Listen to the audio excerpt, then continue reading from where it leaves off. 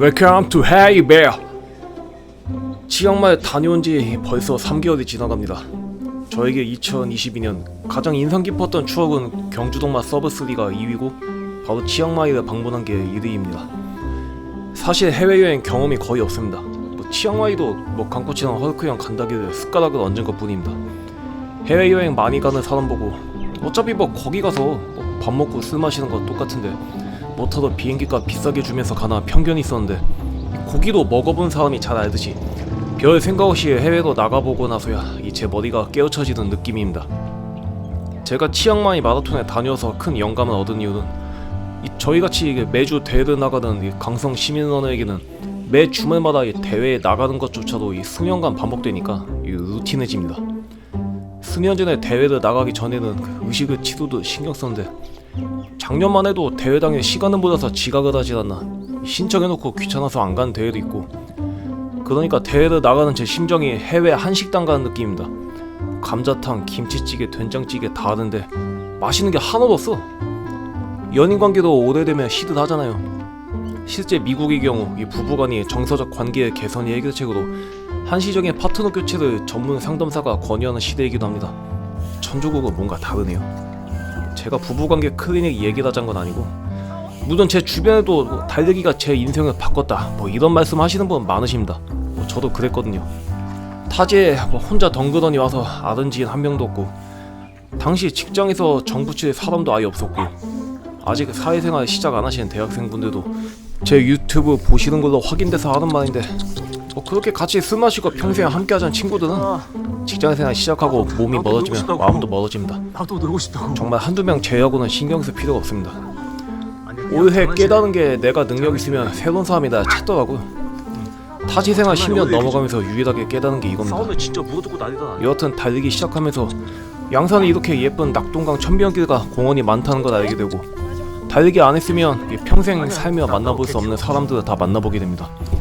지금도 주변 지인들은 다 러너들이네요.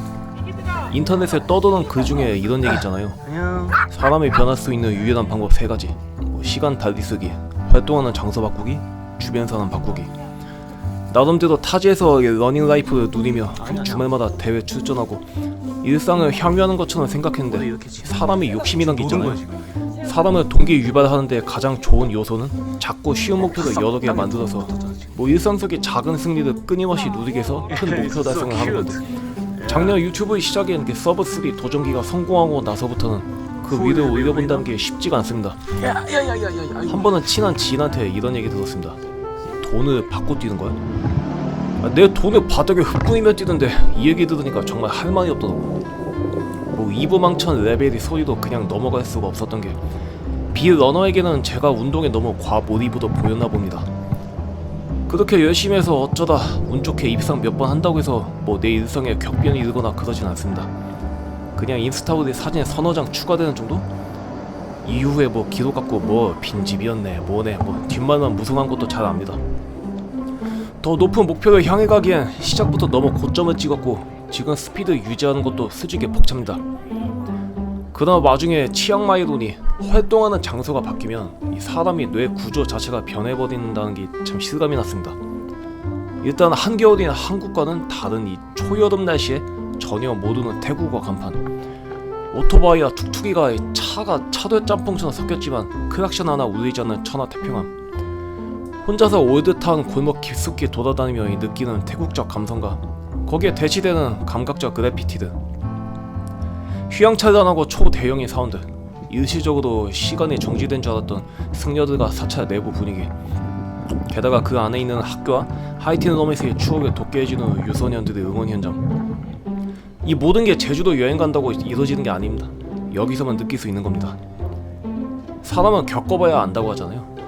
한국에 있으면 추움인데 훈련할 때 옷은 뭘 껴입어야지, 회사에 지겹지, 유튜브는 뭘 올려야지, 솔직히 같은 고민, 같은 결과석의 무한 루틴, 반복된 일상을 삭제하는 유일한 해결책은 모든 게 처음인 곳으로 가면 되는 거였습니다. 제가 살면서 이런 금빛 사원을 볼 일이 과연 있었을까요?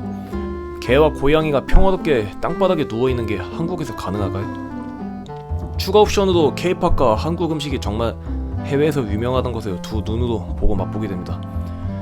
귀국 전 이 마지막 밤에 치앙마이 한복판에 서울 하이라는 한글 간판 술집에 들어가 라면과 참이슬을 시켜먹는 장면이 상상조차 가시나요?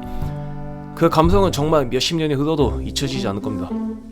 중요한 건 여기 술집 사장은 한국어도 모릅니다. 백문이 불여일견이라고 하잖아요. 흔히 부모님 집에 찾아가면 TV에 그냥 뭐 틀어놓는 뭐 걸어서 세계 속으로 뭐 이런 영상에서 플라싱 사원을 봤다고 현실에 내가 플라싱 사원을 보고 온 건 아니잖아요. 겉으로 보기에 이 별거 아닌 것 같은데 대단한 게 있고 영상으로 진짜 대단해 보이는데 이 실제 가보면 실망하는 경우도 많습니다. 전자의사리로 플라싱 사원을 썸네일로 쓴 치앙마이 시리즈 28화의 조회수는 300회에 불과합니다. 결국 하고 싶은 말은 남이 하든 말이나 TV에서 뭐다 하든 말든 간에 내 두 눈으로 직접 겪어보고 판단하자 이겁니다. 저도 이번에 부모님 TV에 디즈니 플러스랑 연동시키겠지만 영상물이 그야말로 홍수로 이룬 시대입니다. 어찌 보면 그 덕택에 제 유튜브를 봐주시는 분들도 계신 건데요. 제가 치앙마이에서 깨달은 건 이 발은 오프라인에 손은 온라인에 둬야겠다는 생각. 한 살이라도 더 나이 들기 전에 이리저리 발로 돌아다니고 손은 온라인으로 소통하는 게 맞다는 생각입니다. 한쪽으로만 치우치면 밸런스가 안 맞으니까요. 같은 이유로 대회가 지겹다고 느껴지니 다른 목표를 찾아보게 합니다. 부분적으로 러닝과 교집합이 있는 영역에서요.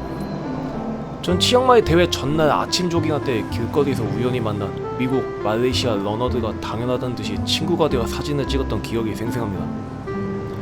우리가 한국에서 길 가다가 달리던 모르는 사람 만나서 말 걸면 바로 도를 아십니까 취급받기 딱 좋죠? 사실 한국인에게 한국은 군중 속의 고독입니다. 서로 너무 재고 잽니다. 근데 외국은 그냥 같은 취미를 향유한다는 것 자체만으로도 함께 하잖아요. 사람 사귀는 건 국내보다 국외가 더 쉽다는 생각이 드네요. 늦은 밤 치앙마이 바에서 라이브 공연을 보면 미래에 대한 걱정 없이 양주 마시던 그때가 그리워지네요. 그때 아주 구주망태가 돼서 다음에 치앙마이에 갈 때는 시티 투어를 하듯이 한 달 살기를 기억할 겁니다. 더 나이 들기 전에 치앙마이 시리즈를 봐주신 분들께 감사드립니다. 국내에서 봐요. 안녕.